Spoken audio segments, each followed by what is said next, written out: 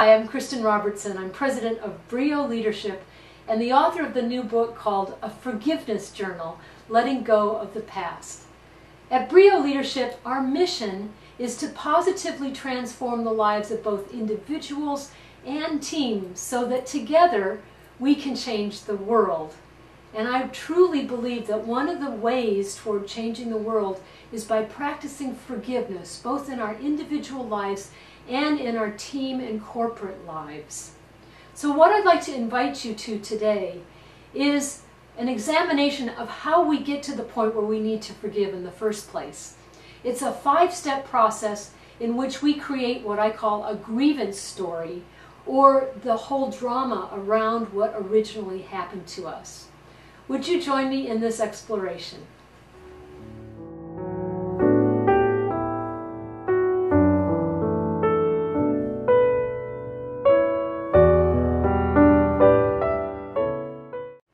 The first step in our 5-step grievance creation process is the incident itself. Something bad happens to you, something that hurts you or harms you.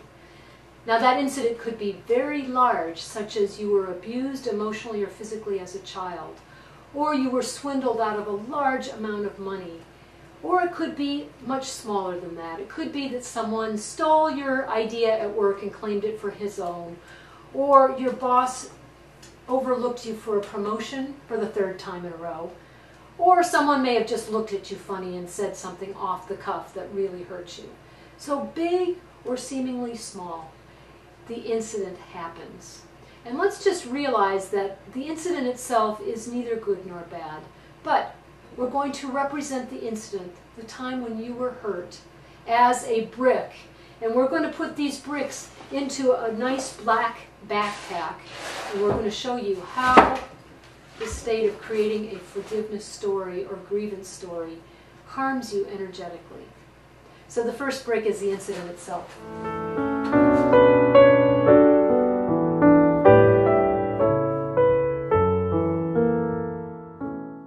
The second brick represents our interpretation of that event.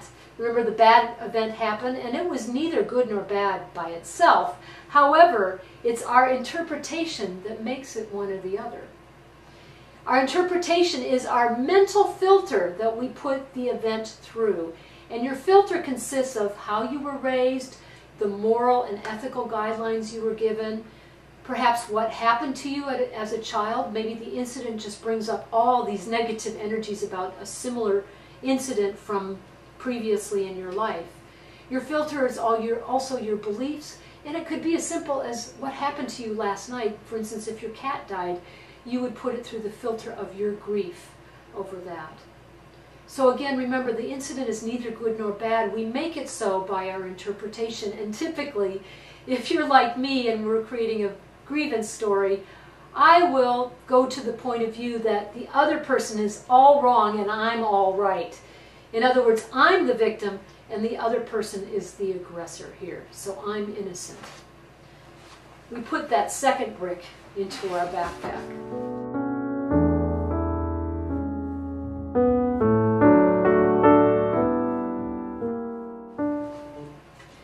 Now, the third brick is represented by our typical inability to properly process the emotions that we had around that incident. We probably had emotions of feeling hurt, feeling bad, feeling angry, and we weren't able to properly work through them.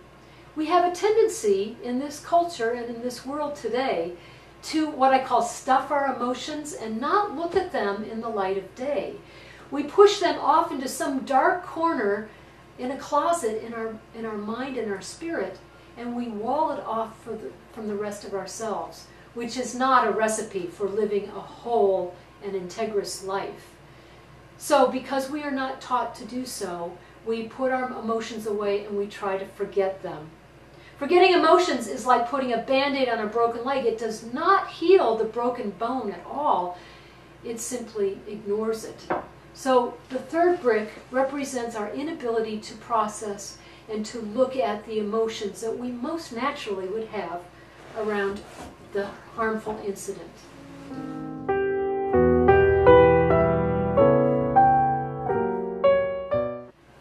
what happens, and I laugh at this because I do this often, is our ability or our penchant to go and tell everybody we know about what just happened to me. Did you hear what happened to me the other day when the boss did such and such to me? And then we tell it to our friends, to our families, to our neighbors, to anyone who will listen to us. And they, being nice people, and they typically love us, want to support us by saying, "Oh, Kristen, that's a terrible thing. I can't believe that awful guy did that to you." And that instills our victim mentality even much farther into us. We'll see later, if you read my book, that you might consider limiting the amount of times you tell the story to 3 times. In the Native American culture, they would allow someone to tell their grievance story only 3 times, and on the 4th time of telling it, they would turn their back on you because they know that after 3 times of telling it, that you're beginning to get into a rut, a mental rut of feeling sorry for yourself and casting yourself as the victim. So this 4th step represents our natural wanting to tell everyone that we see about this.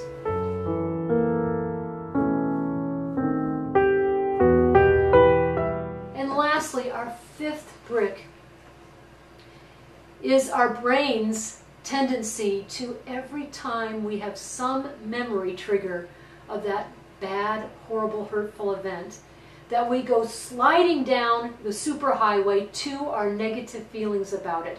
We feel angry, we feel resentful, we feel fearful, we might feel even self-loathing about it.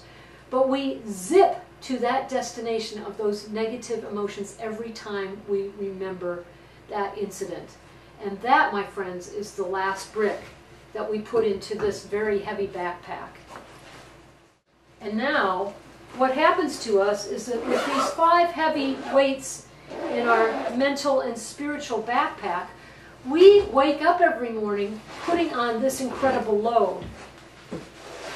And we wear this from morning to night, wasting our energies on the negative memories and the unprocessed emotions that we have around that grievance story. Friends, wouldn't it be much better if we could learn to abort this process at maybe stage 2 or stage 3?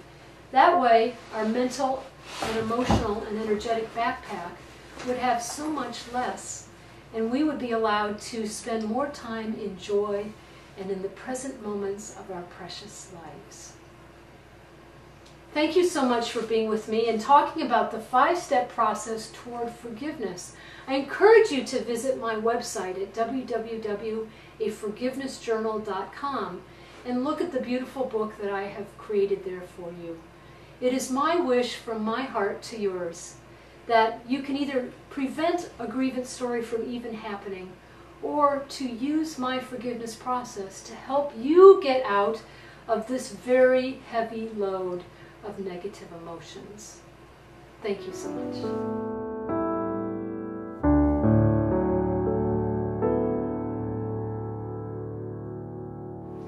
I'm delighted that you joined me in exploring the 5-step process that we have to making a grievance story.